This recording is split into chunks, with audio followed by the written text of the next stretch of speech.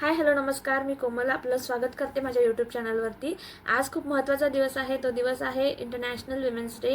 तर जागतिक महिला दिनांच्या आपल्या सगळ्यांना माझ्याकडून खूप साऱ्या शुभेच्छा। आणि आजचा जो व्हिडिओ आहे तर त्याच रिलेटेड आहे। जर आज जागतिक महिला दिवस आहे तर असं वाटलं की आज एक व्हिडिओ बनवावा। अशा महिलांना कृतज्ञता आपण व्यक्त करू शकतो ह्या व्हिडिओ थ्रू, ज्यांचं काहीतरी या पुरुषप्रधान संस्कृतीमध्ये एक मुलाचं काय म्हणू शकतो की योगदान आहे। तर का नाही हा व्हिडिओ त्यांच्यासाठी समर्पित करावा। तर त्यासाठी एक छोटासा व्हिडिओ जो आहे तो मी आज बनवलेला आहे। चला तर मग जास्त वेळ वाया न घालवता व्हिडिओला लगेच सुरुवात करूया। आपल्या आयुष्यातील प्रत्येक स्त्री, आई, बहीण, पत्नी, मुलगी या सगळ्या खूप मजबूत असतात, पण अनेक वेळा त्या स्वतःची ताकद जी आहे ते विसरतात।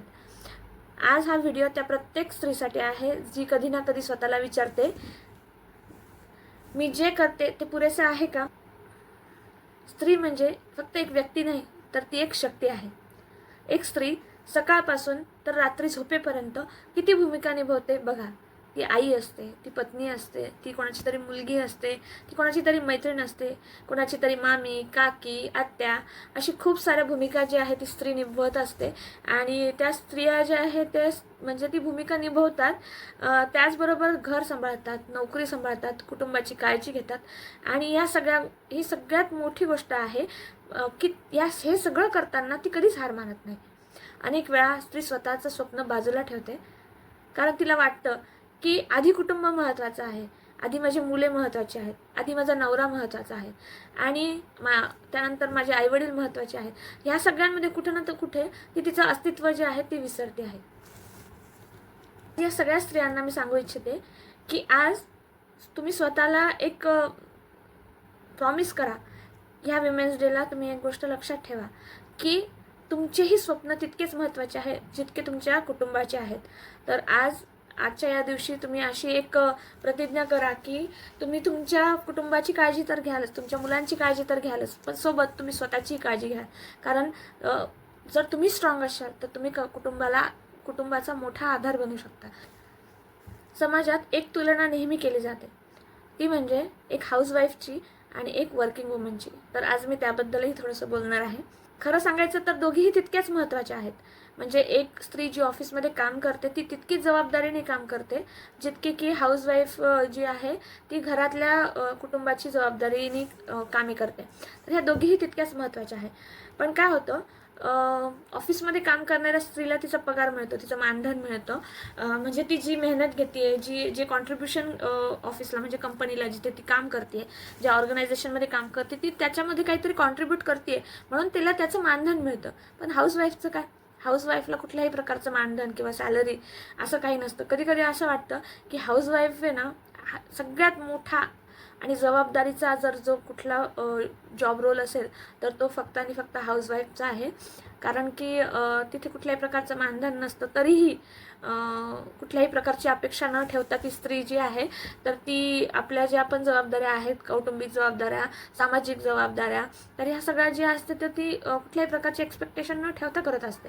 तर मला असं वाटतं कधी कधी की हाऊसवाईफ जी आहे तर तो खूप मोठा जॉब रोल आहे। आणि त्यांनी म्हणजे प्रत्येकाने त्या व्यक्तीची किंमत करायला पाहिजे की जी स्त्री आपल्या आयुष्यामध्ये हाऊसवाईफचा जॉब म्हणजे जो रोल आहे तो निभवती आहे, ती प्रत्येकाच्या लाईफमध्ये खूप मॅटर करते, एक इम्पॉर्टन्स असतं तिचं ह्या सगळ्यांच्या लाईफमध्ये।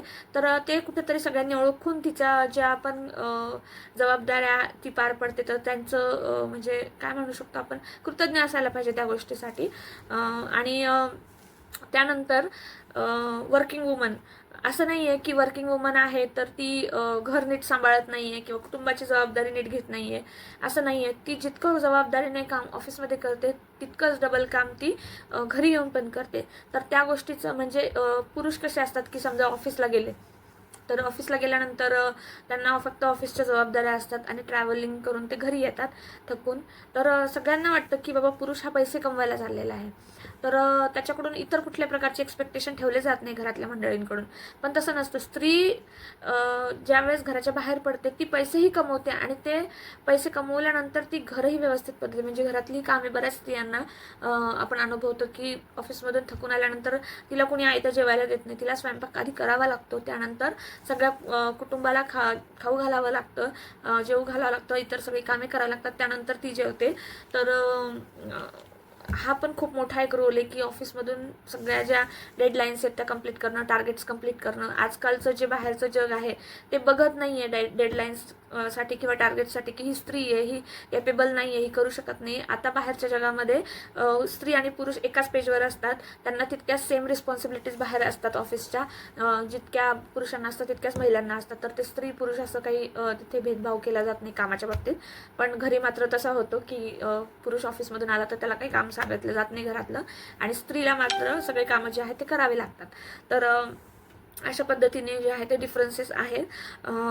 म्हणून आजच्या दिवशी ही एक गोष्ट नेहमी लक्षात ठेवा की स्त्रीची किंमत तिच्या जॉबने नाही तर तिच्या मेहनतीने असते. तर हे जर सगळ्यांनी लक्षात ठेवलं आणि थोडंसं तिला कॉपरेट केलं तर मला असं वाटतं की तिचं जे कर्तव्य आहे, तिचं जे जबाबदाऱ्या आहे त्या करण्यासाठी तिला अजून एनर्जी मिळेल आणि ती अजून दुप्पट एनर्जीने ह्या सगळ्या जबाबदाऱ्या पार पाडेल. त्यानंतर अनेक महिलांना असं वाटतं मी हे करू शकत नाही, लोक काय म्हणतील. आता फॉर एक्झाम्पल माझंच घ्या की यूट्यूब चॅनलची सुरुवात करण्यासाठी मला तब्बल 5 ते 6 वर्ष लागले. माझी जेव्हा डिलेवरी म्हणजे माझं फर्स्ट मुलगी ज्यावेळेस होणार होती तर तिच्या डिलेवरीच्या वेळेस म्हणजे मी व्हिडिओ बघायचे, व्लॉग्स बघायचे खूप. त्यावेळेस मला बेड रेस्ट जी आहे ती सांगितलेली. तर मग काय टाईमपास करावा, तर मग त्यासाठी मग मी मोबाईल बघितला खूप. तर मग मी असे ब्लॉग्स बघायचे. तर मला असं वाटायचं की आपणही करू शकतो, पण ती हिंमत कुठेतरी माझ्यात होत नव्हती. तर त्याला कारण होतं फक्त आणि फक्त सोशल प्रेशर, की लोक काय म्हणतील, लोक मला ॲक्सेप्ट करतील का ह्या गोष्टीसाठी, किंवा मी एक साधारण कुटुंबातली मुलगी आहे, मला ह्या गोष्टी जमतील का. बाहेरच्या लोकांचा तर विचार खूप नंतर यायचा. पहिले असं वाटायचं की घरातले लोक या गोष्टीला म्हणजे कशा पद्धतीने बघतील, कसा विचार करतील. कारण की फर्स्ट ऑफ ऑल माझ्या पूर्ण घरामध्ये म्हणजे माझ्या सासरच्या मंडळीमध्ये मी एकटीच अशी सून आहे. म्हणजे आम्ही 4 सुना आहोत. तर एकटी अशी सून आहे की जी वर्किंग आहे, म्हणजे ऑफिसला जाते कामाला. तर पहिली गोष्ट तर ती एक मेन इम्पॉर्टंट होती.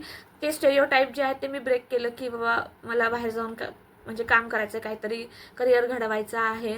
तर तशा दृष्टिकोनातून मी कामाला लागले. त्यानंतर पण व्लॉगिंग किंवा सोशल मीडियाचं प्लॅटफॉर्म यूज करण्यासाठी खूप ब्रॉड माइंडेड असावं लागतं, स्वतःला पण आणि आपल्या आजूबाजूच्या लोकांना पण.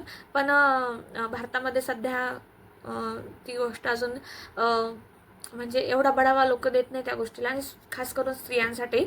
तर मला असं वाटतं की मी यावर्षी ते पण एक जी गोष्ट आहे ती ब्रेक केली, रूल ब्रेक केला असं म्हणू शकतो.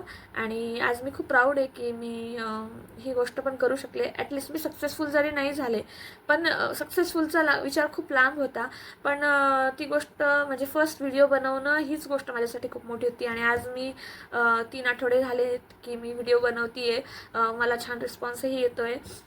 तर असंच प्रेम आणि सपोर्ट आपण मला राहू द्याल ही मला खात्री आहे. मला असं वाटतं की हा एक विचार जो आहे तो पण आपण नाही केला पाहिजे की बाबा आपल्याला जमेल नाही जमेल. करून बघणं ही खूप मोठी गोष्ट आहे. ती सक्सेसफुल होणं न होणं ह्या खूप पुढच्या गोष्टी असतात, पण ॲटलिस्ट आपल्या मनाला माहीत असतं की ही आपण गोष्ट केलेली आहे आणि हे आपल्याला जमू शकतं. किंवा मग काय होतं, जर मी हे केलं नसतं, समजा यूट्यूब जे आहे ते चॅनल ओपन नसतं केलं, व्लॉगिंग सुरू नसतं केली, तर प्रत्येक वेळेला माझ्या मनामध्ये एक गोष्ट नेहमी सलत राहिली असते की मी हे करायला हवं होतं, थोडी हिंमत केली असती तेव्हा मलाही जमलं असतं. पण आज मी सुरुवात केली त्यामुळे मी प्राऊडली म्हणू शकते की नाही मी हे करू शकते, मला जमते. तर माझ्या सगळ्या स्त्रियांना विनंती आहे की कुठल्याही गोष्टीत, फक्त व्लॉगिंगच नाही, तुमच्या मनात काही गोष्टी असतील ज्या तुमची करायची इच्छा असेल पण फक्त सोसायटी प्रेशरमुळे तुम्ही त्या करू शकत नसाल, तर मी तुम्हाला एकच सांगते की बाहेरचे लोक तुम्हाला फक्त बोलायला येतील तर ते पोसायला येणार नाही. तर तुम्ही त्यांचा अजिबात विचार करू नका. तुम्हाला जे योग्य वाटते तुम्ही फक्त आणि फक्त तेच करा. त्यानंतर आज तुम्हाला एक छोटासा मेसेज मला द्यायचा आहे की तुम्ही स्वतःला एक प्रॉमिस करा की मी माझी स्वप्न सोडणार नाहीत. जे पण स्वप्न मी बघितलेले आहेत ते मी पूर्ण कर, हळूहळू का होईना पण ते मी पूर्ण करण्याचा प्रयत्न करेन. त्यानंतर स्वतःवर विश्वास ठेवा की मी हे गोष्ट करू शकते आणि मला ह्या गोष्टी जमतील म्हणून. त्यानंतर दुसऱ्या महिलांना सपोर्ट करणं एक खूप महत्त्वाचा विषय आहे. की आपण म्हणतो ना की औरत ही औरत की दुश्मन आहे. तर काही दृष्टिकोनातून ह्या गोष्टी खऱ्या पण आहेत की आपल्या आजूबाजूच्या महिला आहेत किंवा आपण स्वतः आहे असं आपण म्हणू शकतो की पुरुष खूप नंतर येतील बोलायला, पण सगळ्यात आधीच महिला येतील की तू एक बाई आहे, तू हे कसं करू शकतेस, तू हे नाही करायला पाहिजे. तर असं काही नसतं. बाहेरच्या जगामध्ये पुरुष महिला सेम आहे, त्यांच्या रिस्पॉन्सिबिलिटीज सेम आहे, त्यांचे रोल्स सेम आहे, त्यांच्यावर बर्डन सेम आहे.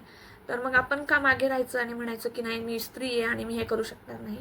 तर इतर महिलांनी पण आपल्याला माहिती आहे की आपली बहीण, आपली आई, आपली मुलगी ह्यांना सपोर्ट करा. तुम्हाला सांगते जे म्हणजे जितकं सपोर्ट जर तुम्ही तुमच्या घरातल्या महिलांना द्याल ना तर बाहेर पण त्यांना तितकाच रिस्पेक्ट आणि सपोर्ट मिळेल. जर तुम्ही घरातूनच त्यांना मागे कराल तर त्यांना बाहेरसुद्धा कुठेही रिस्पेक्ट आणि सपोर्ट मिळणार नाही आहे. कारण की बाहेरच्या जगामध्ये खूप कॉम्पिटिशन आहे, खूप स्ट्रगल करावं लागतं.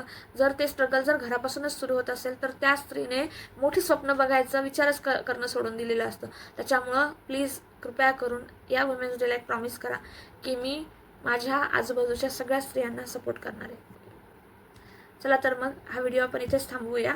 आय होप तुम्हाला हा आजचा व्हिडिओ खूप आवडला असेल, आणि आवडला असेल तर तुम्ही नक्की व्हिडिओला लाईक करा, शेअर करा आणि नवीन असाल चॅनलला तर चॅनल सबस्क्राईब करा आणि तुमच्या आयुष्यातील एखाद्या स्ट्रॉंग वुमनला हा व्हिडिओ जरूर पाठवा. सर्व महिलांना जागतिक महिला दिनाच्या हार्दिक हार्दिक शुभेच्छा. धन्यवाद.